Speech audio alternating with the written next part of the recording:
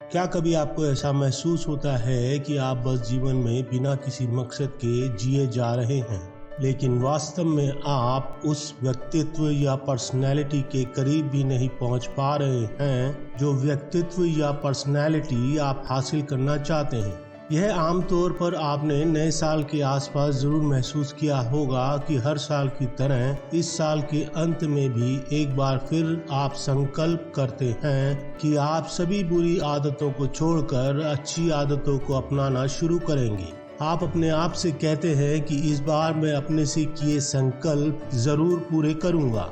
मैं उन सभी बुरी आदतों को छोड़ूंगा और अच्छी आदतों को अपनाऊंगा जिसका मैंने संकल्प लिया है। लेकिन कुछ समय बाद नतीजा यह होता है कि आप उस लक्ष्य के आसपास भी नहीं पहुंच पाते और आप वहीं पहुंच जाते हैं जहां आप पहले खड़े थे। कुछ नए साल के संकल्प या न्यू ईयर रेजोल्यूशन जो ज्यादातर लोग हर साल लेते हैं, जैसे कि मैं इस नए साल में जल्दी उठूंगा और जिम जाऊंगा। लेकिन नतीजा यह होता है कि ज्यादातर लोग ना तो जल्दी उठ पाते हैं ना ही जिम पहुंच पाते हैं। वो अपने संकल्प को दूसरे दिन पर टालते रहते हैं और ऐसे ही पूरा साल निकल जाता है। तो प्रश्न उठता है कि इस समस्या का हल क्या है? आप वह व्यक्ति कैसे बन सकते हैं जो आप बनने का सपना देखते हैं, और आप अपने आप को बुरी आदतों से कैसे मुक्त कर सकते हैं और अपनी मनचाही आदतें कैसे बना सकते हैं जिसका सपना आप देखते हैं।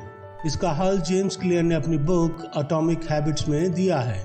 जेम्स क्लियर की बुक एटॉमिक हैबिट्स में आप जानेंगे और सीखेंगे कि छोटे छोटे बदलाव बड़ा फर्क क्यों डालते हैं। नई आदतें शुरू करने का सर्वश्रेष्ठ तरीका क्या है, किसी आदत को अति आकर्षक कैसे बनाएं, धीमे चले लेकिन पीछे की तरफ नहीं आगे की तरफ, और हर दिन अच्छी आदतें कैसे कायम रखें। नमस्कार दोस्तों, मैं हूं रविंद्र और आपका योर पेज रीडर चैनल पर स्वागत है। तो जैसे कि रॉबर्ट कियोसाकी ने अपनी book rich dad poor dad में कहा है कि आप कुछ हासिल करना चाहते हैं तो पहले आपको कुछ देना होगा। मैं आपसे रिक्वेस्ट करता हूं कि आप इस चैनल को सब्सक्राइब कर लें और बेल आइकन के बटन को दबाकर ऑल का ऑप्शन सेलेक्ट करके अपना सहयोग दें। आपको बस इतना ही देना है। तो चलिए समस्या के हल की ओर चलते हैं और वीडियो को शुरू करते हैं।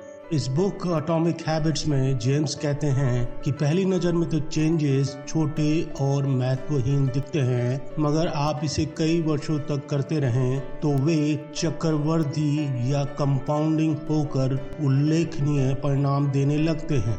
ये बुक 4 स्टेप्स में डिवाइड की गई है। पहला है संकेत या क्यू, दूसरा है लालसा या क्रेविंग, तीसरा प्रतिक्रिया या रिस्पॉन्स, और चौथा पुरस्कार या रिवॉर्ड। जेम्स अपनी बात को अच्छे से समझाने के लिए एक घटना का जिक्र करते हैं। ब्रिटिश साइकिलिंग का भाग्य 2003 में एक दिन अचानक बदल गया जब उन्होंने ब्रेल्सफोर्ड को अपना नया परफॉर्मेंस डायरेक्टर बनाया। इसका कारण था ब्रिटिश साइकिलिंग का 1908 के बाद से बुरा प्रदर्शन। ब्रिटिश साइकिलिस्ट ओलंपिक में केवल एक ही गोल्ड मेडल जीत पाए थे। इसके साथ ही वे लोग साइकिलिंग की सबसे बड़ी रेस टूर दे फ्रांस में कोई भी ब्रिटिश साइकिल सवार 110 साल में कोई भी सफलता हासिल नहीं कर पाया था। यहाँ तक कि यूरोप की एक बड़ी ब्रांड के साइकिल मैन्युफैक्चरिंग कंपनी ने तो ब्रिटिश साइकिलिंग टीम को अपनी साइकिल बेचने से भी मना कर दिया था। इसी कारण से ब्रेसफोर्ड को इस प्रॉब्लम का हल निकालने के लिए अपॉइंट किया गया था। ब्रेसफोर्ड की रणनीति थी जिसे वे छोटे फायदों का संग्रह कहते थे, यानी कि अगर साइकिल चलाने की पूरी प्रक्रिया या प्रोसेस को हिस्सों में बांट दें और सभी हिस्सों में 1% भी सुधार करेंगे तो अंत में जब सभी हिस्सों को इकट्ठा करके देखेंगे तो आपको बहुत बड़ा बदलाव नजर आएगा। ब्रेसफोर्ड और उसकी टीम ने प्रोफेशनल साइकिलिंग टीम की वर्किंग स्टाइल में छोटे छोटे बदलाव करना शुरू किया, जैसे कि साइकिल की सीट को और ज़्यादा आरामदायक बनाया, साइकिल के टायर में अल्कोहल मलना जिससे कि वे अच्छी तरह पकड़ बना सकें, बिजली से गर्म होने वाले ओवरशॉट का इस्तेमाल ताकि मांसपेशियों का तापमान आदर्श या आइडल बना रहे। साइकिल सवारों की पोशाकों में भी परिवर्तन किया। इसके अलावा ब्रेसफोर्ड ने एक सर्जन को अपॉइंट किया जिसने साइकिल सवारों को सिखाया कि सर्दी की आशंका को घटाने के लिए हाथ धोने का बेस्ट तरीका क्या है। अच्छी नींद के लिए तकियों और गद्दों का चुनाव किया। जब यह और इसी तरह के सैकड़ों अन्य छोटे छोटे सुधार इकट्ठे हुए तो रिजल्ट सरप्राइजिंग थे। ब्रेसफोर्ड के कमान संभालने के 5 साल बाद ही ब्रिटिश साइकिलिंग टीम ने बीजिंग 2008 ओलंपिक गेम्स में रोड एंड साइकिलिंग कंपटीशन में 60% पदक जीतकर सबको सरप्राइज कर दिया। इसके बाद इस टीम ने 4 साल बाद लंदन ओलंपिक में 9 ओलंपिक कीर्तिमान और 7 विश्व कीर्तिमान बनाए। 2007 से 2017 के 10 वर्षों में ब्रिटिश साइकिल सवारों ने 178 विश्व चैंपियनशिप जीती और इसी वजह से इस दौर को ब्रिटिश साइकिलिंग का सबसे सफल दौर कहा जाता है। तो इसका कारण क्या था? कैसे एक सामान्य टीम एक विश्व चैंपियन बन गई और आप अपने जीवन में इस तकनीक को कैसे इम्प्लीमेंट कर सकते हैं? यही इस बुक का पहला चैप्टर है, छोटी छोटी आदतों की चमत्कारी शक्ति। आखिर छोटी छोटी आदतों से बड़ा फर्क क्यों पड़ता है? हम सभी सोचते हैं कि बड़ी सफलता हासिल करने के लिए बड़ा प्रयास करना पड़ता है, चाहे वो वजन घटाना हो, नया बिजनेस शुरू करना हो, बुक लिखना हो, चैंपियनशिप जीतना हो या कोई दूसरा लक्ष्य हासिल करना हो। हम सफलता हासिल करने के लिए अपने आप में एक बड़ा चेंज करने की कोशिश करते हैं, लेकिन 1% का सुधार करना हमें खास प्रोडक्टिव नहीं लगता। कई बार तो ये दिखाई भी नहीं देते हैं, लेकिन ये ज्यादा सार्थक या मीनिंगफुल हो सकते हैं अगर लंबे समय तक किए जाएं। इसे मैथमेटिक्स के हिसाब से समझे, अगर आप 1 साल तक हर दिन 1% अपने आप को बेहतर बनाते हैं तो 1 साल बाद आप 37 गुना बेहतर बन चुके होंगे।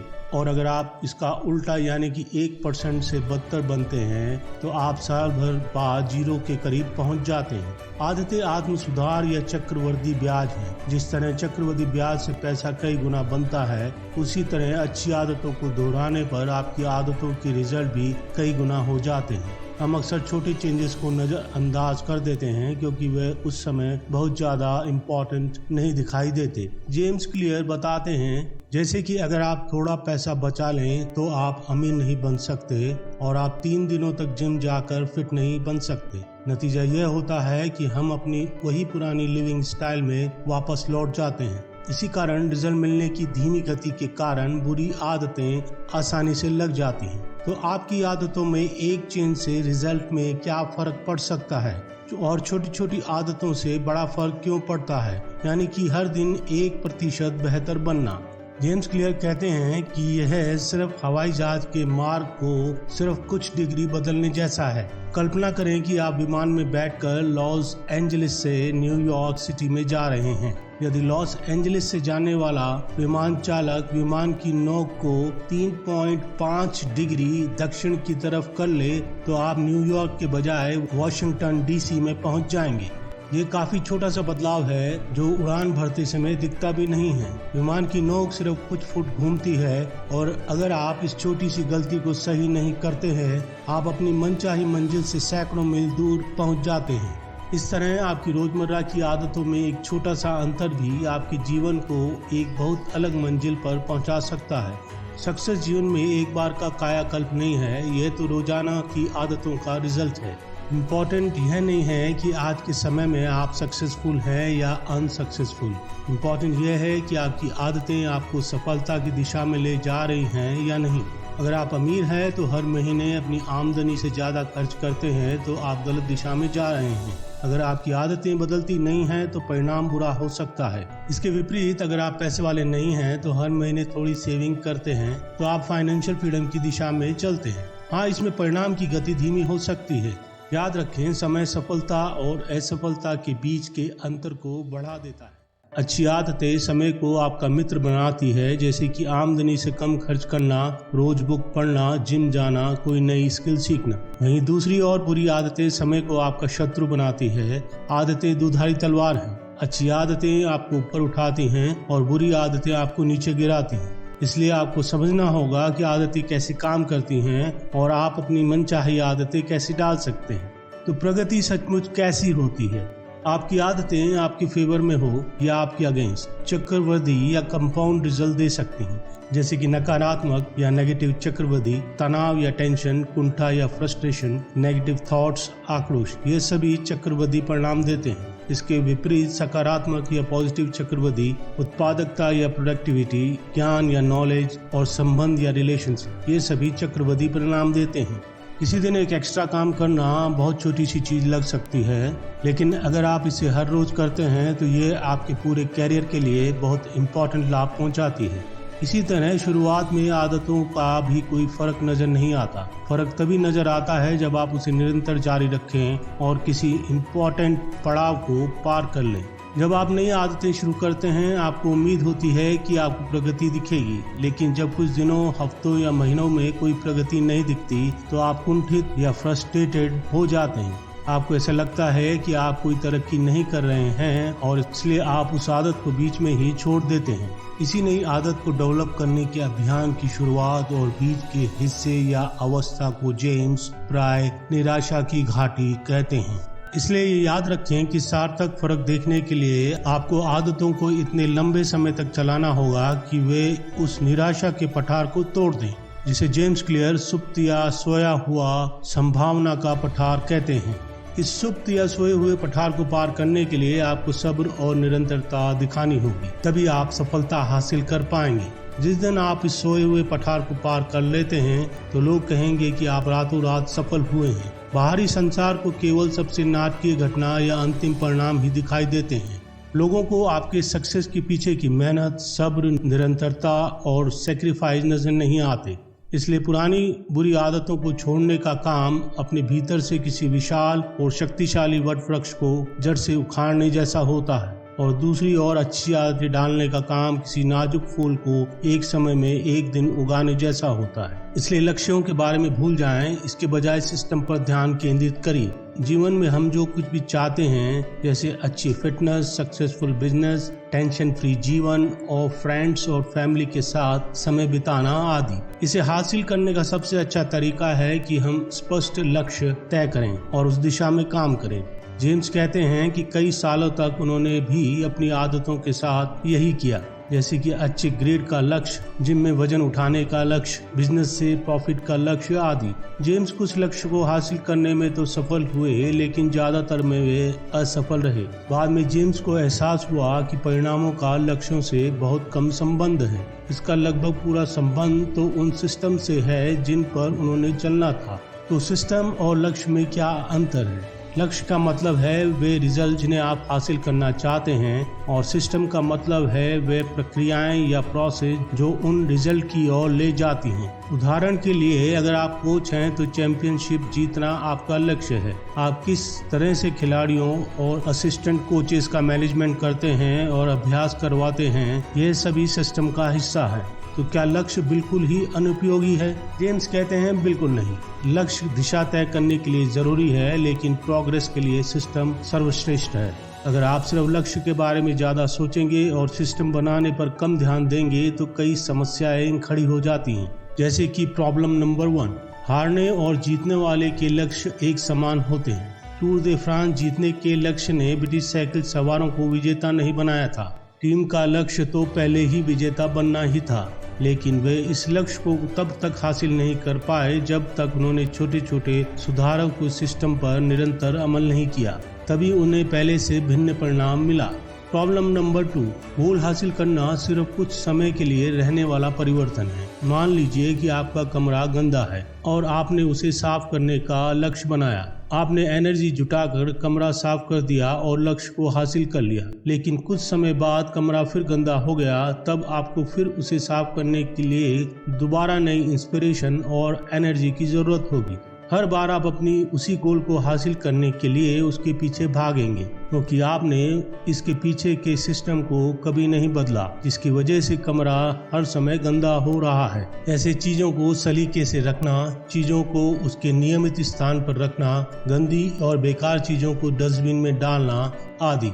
तो सिस्टम में छोटे बदलाव करने से कमरा गंदा नहीं होगा और आपको बार बार एक ही लक्ष्य के पीछे भागने से भी छुटकारा मिल जाएगा। प्रॉब्लम नंबर 3, लक्ष्य आपकी खुशी को सीमित करते हैं। गोल को हासिल करने के साथ समस्या यही है कि गोल को हासिल करने तक आप अपनी खुशी को लगातार टालते रहते हैं। जैसे कि अगर मैं अच्छी बॉडी बना लूंगा तो मैं खुश हो जाऊंगा, या मैं अपने बिजनेस से $1000 हर महीने कमाने लगूंगा तो मैं खुश हो जाऊंगा। इससे आपकी खुशी हमेशा भविष्य में रहती है। इसके अलावा गोल हासिल करने में एक द्वंद्व या कॉन्फ्लिक्ट भी उत्पन्न होता है, या तो यह या तो वह, यानी कि या तो आप लक्ष्य हासिल कर लेते हैं और सफल बन जाते हैं, या फिर आप असफल हो जाते हैं और निराश हो जाते हैं। जरूरी नहीं कि जीवन में आपकी वास्तविक यात्रा ठीक वैसी ही हो जिसकी योजना आपने शुरू करते समय मन में बनाई थी। सिस्टम इस मानसिकता का इलाज करता है। जब आप लक्ष्य के बजाय सिस्टम से प्रेम करने लगते हैं तो आपको खुश होने के लिए भविष्य का इंतजार नहीं करना पड़ता। जब तक सिस्टम चल रहा है तब तक आप हर समय संतुष्टि महसूस कर सकते हैं। जैसे कि आपने कोई बुक पढ़ने का लक्ष्य बनाया और लक्ष्य हासिल करने के लिए आपने एक सिस्टम बनाया कि आप हर रोज बुक का एक पेज पढ़ेंगे। तो जैसे कि आप बुक का एक पेज कंप्लीट करेंगे तो आपको एक आंतरिक खुशी हासिल होगी। प्रॉब्लम नंबर 4, लक्ष्य दीर्घकालीन या लॉन्ग टर्म प्रोग्रेस के विरोधी होते हैं। कई धावक महीनों तक कड़ी मेहनत करते हैं, लेकिन लक्षित चैंपियनशिप जीतने के बाद वे अभ्यास करना छोड़ देते हैं, क्योंकि उनकी सारी मेहनत इस खास लक्ष्य पर केंद्रित होती है और उस लक्ष्य को हासिल करने के बाद उनका मोटिवेशन भी खत्म हो जाता है। इसलिए कई लोग लक्ष्य हासिल कर लेने के बाद अपनी पुरानी आदतों में वापस लौट जाते हैं। लक्ष्य तय करने का उद्देश्य खेल में जीतना है, जबकि सिस्टम का उद्देश्य खेल को खेलते रहना है। छोटी छोटी आदतों का सिस्टम। जेम्स कहते हैं, किसी एक लक्ष्य के बजाय पूरे सिस्टम पर ध्यान केंद्रित करना इस पुस्तक की बुनियादी विषय वस्तु या बेसिक थीम है। एटॉमिक हैबिट्स का मतलब होता है छोटा बदलाव, आंशिक लाभ और पार्शियल गेन, 1% का सुधार। एटॉमिक हैबिट्स का वाक्यांश अर्थ है कि एक रेगुलर प्रैक्टिस या रूटीन जो न सिर्फ छोटी और करने में आसान हो, बल्कि जो अविश्वसनीय रूप से शक्तिशाली चक्रवर्ती परिणाम देने वाले सिस्टम का एक हिस्सा हो। आपकी आदतें आपकी पहचान को कैसे तय करती हैं? बुरी आदतों को दोहराना इतना आसान क्यों होता है और दूसरी ओर अच्छी आदतें डालना इतना मुश्किल क्यों होता है? कभी कभी हम जोश में आकर अच्छी आदतें अपना तो लेते हैं, लेकिन अक्सर देखा गया है कि ये अच्छी आदतें ज्यादा दिनों तक टिक नहीं पाती। एक्सरसाइज करना, बुक पढ़ना और लिखना, कुकिंग करना जैसी आदतें 1-2 दिन तो अच्छी लगती हैं, लेकिन बाद में यह हमें समस्या लगने लगती है। लेकिन एक बार आदत को पूरी तरह से अपना लेने से यह आदत पूरी तरह से आपकी दिनचर्या का हिस्सा बन जाती है, खास तौर पर अनचाही या बुरी आदतें। हमारी बहुत कोशिशों के बावजूद जंक फूड खाने, जरूरत से ज्यादा टेलीविजन देखने, टाल मटोल करने और सिगरेट पीने जैसी आदतों को छोड़ना असंभव महसूस हो सकता है। हमारी आदतों को बदलना 2 कारणों से मुश्किल होता है। पहला, हम गलत चीज बदलने की कोशिश करते हैं और दूसरा, हम अपनी आदतों को गलत तरह से बदलने की कोशिश करते हैं। इसका मतलब है व्यवहार में बदलाव 3 लेवल पर हो सकता है। पहला लेवल गोल, परिणाम को हासिल करने के लिए बदलाव। गोल जैसे कि वजन कम करना, बुक पब्लिश करना, चैंपियनशिप जीतना। आप जो भी गोल सेट करते हैं, आप अपनी आदतों को अपने गोल के हिसाब से बदलते हैं। दूसरा लेवल आपके सिस्टम को बदलना है, जैसे जिम में एक नया वर्कआउट मूव अपनाना, बेहतर काम करने के लिए रोज डेस्क को साफ करना, रोज मेडिटेटिंग की आदत डालना है। और तीसरा लेवल है अपनी पहचान को बदलना। इस लेवल का संबंध आपके विश्वास को बदलने से होता है, जैसे कि इस दुनिया के बारे में आपके विचार, अपने बारे में आपके विचार या पिक्चर, जैसा कि आप जीवन में बनना चाहते हैं। परिणाम का मतलब है जो रिजल्ट आपको मिलता है। सिस्टम का मतलब है बदलाव जो आप करते हैं। पहचान और आइडेंटिटी का मतलब है जिस पर आप विश्वास करते हैं। ज्यादातर लोग पहले लेवल यानी कि परिणाम या गोल को हासिल करने पर ध्यान केंद्रित करते हैं और आदतें बदलने की कोशिश करते हैं। इसके करने से वे गोल या परिणाम आधारित आदतों पर पहुंच जाते हैं। इसके विपरीत हमें पहचान या आइडेंटिटी आधारित आदतें डालनी चाहिए। आदतों को बदलने का सबसे अच्छा तरीका है कि आप जो बनना चाहते हैं उस आइडेंटिटी पर फोकस करें, ना कि गोल को हासिल करना। सुधार तब तक अस्थायी होते हैं जब तक कि वे आपके स्वरूप या पहचान का हिस्सा न बन जाएं। आपको अपनी पहचान के किसी खास पहलू पर जितना ज़्यादा गर्व होता है, आप उससे जुड़ी आदतों को कायम रखने के बारे में उतने ही ज़्यादा प्रेरित होंगे। यदि आपको अपने बालों पर गर्व है तो आप उसकी देखभाल करने और उन्हें सुंदर रखने के लिए सभी तरह की आदतें डाल लेंगे। अगर आपको अपनी बाइसेप के शेप पर गर्व है, वर्कआउट को कभी स्किप नहीं करेंगे। हमारा लक्ष्य होना चाहिए बुक पढ़ना नहीं, हमारा लक्ष्य तो होना चाहिए एक अच्छा पाठक बनना। लक्ष्य मैराथन दौड़ना नहीं है, लक्ष्य तो अच्छा रनर बनना है। लक्ष्य म्यूजिक इंस्ट्रूमेंट सीखना नहीं, लक्ष्य तो अच्छा संगीतकार बनना है। जो व्यक्ति वर्कआउट को अपनी पहचान में शामिल करता है, उसे वर्कआउट करने के लिए ज़्यादा कोशिश नहीं करनी पड़ती। पहचान बदलने की 2 कदमों की प्रक्रिया। आपकी पहचान आपकी आदतों से उत्पन्न होती है। जब हर दिन आप अपना बिस्तर जमाते हैं तो आप एक वेल ऑर्गेनाइज्ड व्यक्ति की पहचान को साकार करते हैं। जब आप हर दिन लिखते हैं तो आप एक क्रिएटिव व्यक्ति की पहचान को मूर्त रूप देते हैं। जब आप हर दिन वर्कआउट करते हैं तो आप एक खिलाड़ी की पहचान को मूर्त रूप देते हैं। आप किसी व्यवहार को जितना ज़्यादा दोहराते हैं, उस व्यवहार से जुड़ी पहचान उतनी ही ज़्यादा शक्तिशाली बनती है। अगर आप 20 साल से हर संडे को चर्च जाते हैं तो आपके पास प्रमाण है कि आप धार्मिक हैं। अगर आप हर रात को 1 घंटे तक जीव विज्ञान का अध्ययन करते हैं तो आपके पास प्रमाण है कि आप पढ़ाकू हैं। अगर आप बर्फ गिरने के बावजूद जिम जाते हैं तो आपके पास प्रमाण है कि आप फिटनेस के प्रति समर्पित हैं। जब आप अपनी आदतों को दोहराते हैं तो आपकी आत्म छवि बनने लगती है। यही वजह है कि सार्थक परिवर्तन या मीनिंगफुल चेंजेस के लिए क्रांतिकारी परिवर्तन या बड़े बदलाव की आवश्यकता नहीं होती। छोटी आदतों से ज़्यादा सार्थक या मीनिंगफुल फर्क पड़ सकता है। जेम्स एक घटना का जिक्र करते हैं कि उनकी एक दोस्त ने 100 पाउंड से ज़्यादा का वजन कम कर लिया था और इसके लिए उसने बस खुद से यह सवाल पूछा था कि स्वस्थ व्यक्ति क्या करेगा। दिन भर वह इस प्रश्न से मार्गदर्शन या गाइडेंस लेती रहती थी। जैसे कि किसी स्थान पर जाने से पहले वह खुद से पूछती थी कि स्वस्थ व्यक्ति पैदल चलेगा या ऑटो लेगा।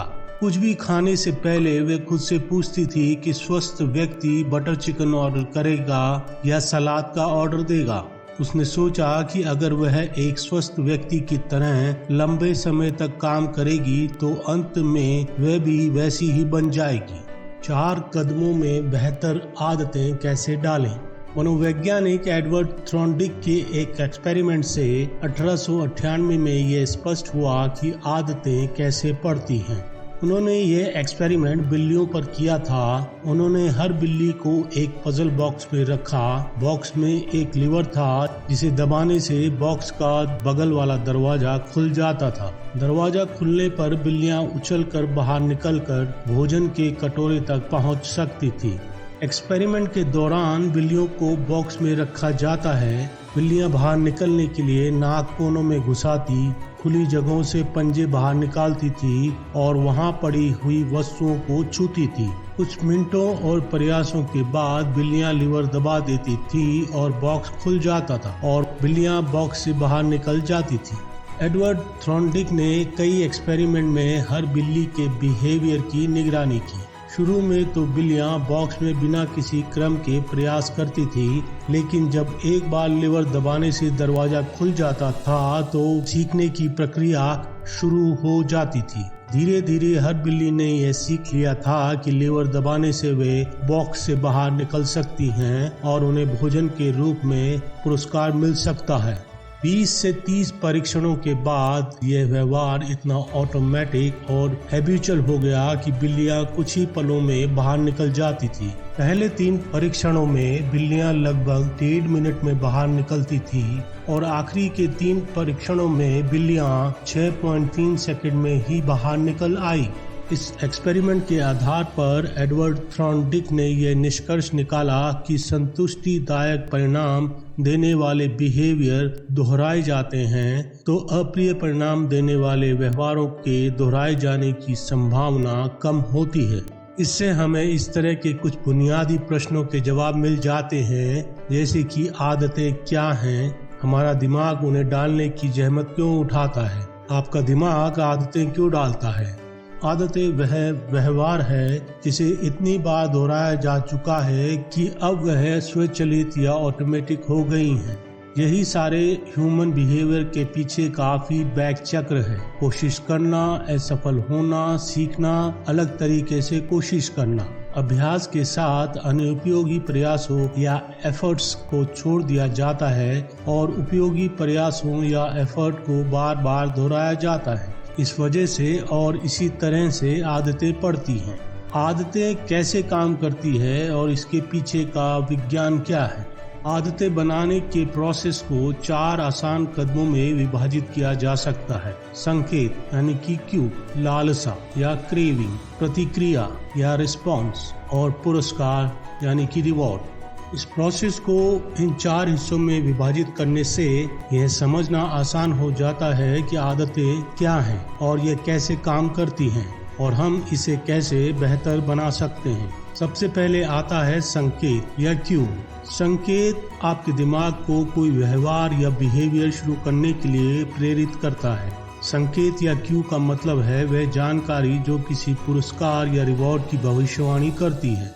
क्योंकि संकेत या क्यू हमें रिवॉर्ड की संभावना को बताता है, इसके लिए स्वाभाविक रूप से हमारे अंदर उसे पाने की लालसा या क्रेविंग उत्पन्न हो जाती है। लालसा दूसरा कदम है और हर आदत के पीछे की उत्प्रेरक शक्ति या ड्राइविंग फोर्स है। अगर हमारे में बदलाव की लालसा नहीं है तो हमारे पास काम करने का कोई कारण ही नहीं होता है। आप में सिगरेट पीने की लालसा नहीं होती, आप तो सिगरेट पीने से मिलने वाली संतुष्टि की अनुभूति की लालसा करते हैं। आप टीवी नहीं चलाना चाहते, आप तो एंटरटेनमेंट की लालसा रखते हैं। हर लालसा आपकी इंटरनल अवस्था को बदलने की इच्छा से जुड़ी होती है। तीसरा कदम है प्रतिक्रिया या रिस्पॉन्स। रिस्पॉन्स का मतलब है कुछ करना। आपका रिस्पॉन्स आपकी योग्यता पर निर्भर करता है। आप कोई आदत तभी डाल सकते हैं जब आप उसे करने में सक्षम हो। मान लीजिए कि आप में बास्केटबॉल को बास्केटबॉल नेट में डालने की प्रबल लालसा हो, लेकिन शरीर की लंबाई कम होने की वजह से आपके हाथ ऊपर तक नहीं पहुंच सकते, तो हो सकता है कि आप बास्केटबॉल खेलना पसंद ना करें। रिस्पॉन्स से अंत में रिवॉर्ड मिलता है। रिवॉर्ड हर आदत का अंतिम लक्ष्य है। लालसा रिवॉर्ड को चाहना है और रिस्पॉन्स रिवॉर्ड को हासिल करने का प्रयास है। हम रिवॉर्ड क्यों चाहते हैं? क्योंकि वे हमें संतुष्टि देते हैं और वे हमें सिखाते हैं, जैसे कि फिट रहने से आपकी हेल्थ और डेटिंग की संभावनाएं बढ़ जाती हैं। रिवॉर्ड हमें सिखाते हैं कि कौन से काम फ्यूचर में याद रखने लायक हैं।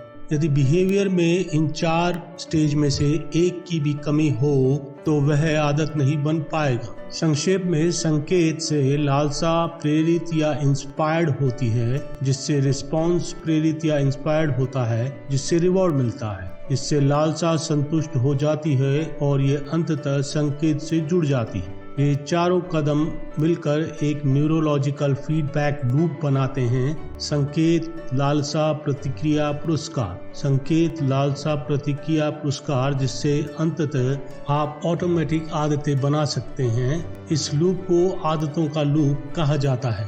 हम इन 4 कदमों को 2 हिस्सों में विभाजित कर सकते हैं, समस्या और समाधान। समस्या के हिस्से में संकेत और लालसा आते हैं और समाधान के हिस्से में प्रतिक्रिया और पुरस्कार आता है। मनुष्य का पूरा व्यवहार किसी समस्या को सुलझाने की इच्छा से संचालित होता है। उदाहरण के लिए, आपके फोन पर नए टेक्स्ट मैसेज की आवाज आती है, यह संकेत है। आप जानना चाहते हैं कि उस संदेश में क्या लिखा है, यह लालसा है। यह दोनों चरण समस्या चरण हैं। दूसरा हिस्सा है समाधान चरण। आप फोन उठाकर टेक्स्ट मैसेज को पढ़ लेते हैं, यह आपकी प्रतिक्रिया है। आप संदेश पढ़ने की लालसा को संतुष्ट करते हैं, यह आपका रिवॉर्ड है। इसके साथ ही फोन पर आवाज आने के साथ ही फोन उठाने का संबंध जुड़ जाता है। एग्जाम्पल दूसरा, संकेत, आप जागते हैं। लालसा, आप एक्टिव महसूस करना चाहते हैं। प्रतिक्रिया, आप एक कप कॉफी पीते हैं। पुरस्कार, आप एक्टिव महसूस करने की लालसा को संतुष्ट करते हैं। कॉफी पीना जागने के साथ जुड़ जाता है। व्यवहार परिवर्तन के 4 नियम। व्यवहार परिवर्तन के 4 नियमों की सहायता से आप अच्छी आदतें डालने और बुरी आदतें छोड़ने के आसान तरीके जान सकते हैं। उदाहरण के लिए अच्छी आदतें कैसे डालें। पहला नियम संकेत, इसे आप स्पष्ट बनाएं। दूसरा नियम लालसा, इसे आकर्षक बनाएं। तीसरा नियम प्रतिक्रिया, इसे आसान बनाएं। चौथा नियम पुरस्कार, इसे संतुष्टिदायक बनाएं। इस नियम को उलटकर हम ये जान सकते हैं कि किसी बुरी आदत को कैसे छोड़ा जाए। पहले नियम का उल्टा संकेत, इसे अदृश्य बनाएं। दूसरा नियम लालसा, इसे अनाकर्षक बनाएं। तीसरा नियम प्रतिक्रिया, इसे मुश्किल बनाएं। चौथा नियम पुरस्कार, इसे असंतुष्टिदायक बनाएं। बिहेवियर चेंज के ये 4 नियम लगभग हर क्षेत्र में लागू होते हैं। आप चाहे जिस चुनौती का भी सामना कर रहे हों, आप इन नियमों का इस्तेमाल कर सकते हैं। जब भी आप अपने बिहेवियर में बदलाव चाहते हैं तो आप खुद से बस यह पूछें, नंबर 1, मैं इसे स्पष्ट कैसे बना सकता हूँ। नंबर 2, मैं इसे कैसे आकर्षक बना सकता हूँ। नंबर 3, मैं इसे कैसे आसान बना सकता हूँ। नंबर 4, मैं इसे कैसे संतुष्टिदायक बना सकता हूँ। सिस्टम ही आपके जीवन में आपकी आदतों को आकार देते हैं। आने वाले चैप्टर्स में हम इन नियमों पर एक एक करके बात करेंगे और बताएंगे कि इनका इस्तेमाल करके आप ऐसा सिस्टम कैसे बना सकते हैं जिससे स्वाभाविक रूप से अच्छी आदतें बने और बुरी आदतें दूर हो जाएं। इसी के साथ जेम्स क्लियर की बुक एटॉमिक हैबिट्स का पहला चैप्टर यहाँ समाप्त होता है। दोस्तों, अगर आप जानना चाहते हैं कि जेम्स क्लियर ने अपनी बुक एटॉमिक हैबिट्स में अच्छी आदतें बनाने और बुरी आदतें छोड़ने के सिस्टम के बारे में क्या उपाय या आइडियाज बताए हैं, तो हमारे चैनल को सब्सक्राइब कर लें और बेल आइकन के बटन को दबाकर ऑल का ऑप्शन सेलेक्ट कर लें ताकि आने वाले वीडियोस का नोटिफिकेशन आपको मिलता रहे। अगर आपको ये वीडियो अच्छा लगा है तो आप इसे लाइक और शेयर कीजिए ताकि मुझे ऐसे वीडियो बनाने का मोटिवेशन मिलता रहे। अगर आप जेम्स क्लियर की बुक एटॉमिक हैबिट्स को कंप्लीट करना चाहते हैं तो यह Amazon पर उपलब्ध है। उसका लिंक डिस्क्रिप्शन बॉक्स में दिया गया है। इसी के साथ यह वीडियो यहीं समाप्त होता है। दोस्तों, जय हिंद, वंदे मातरम।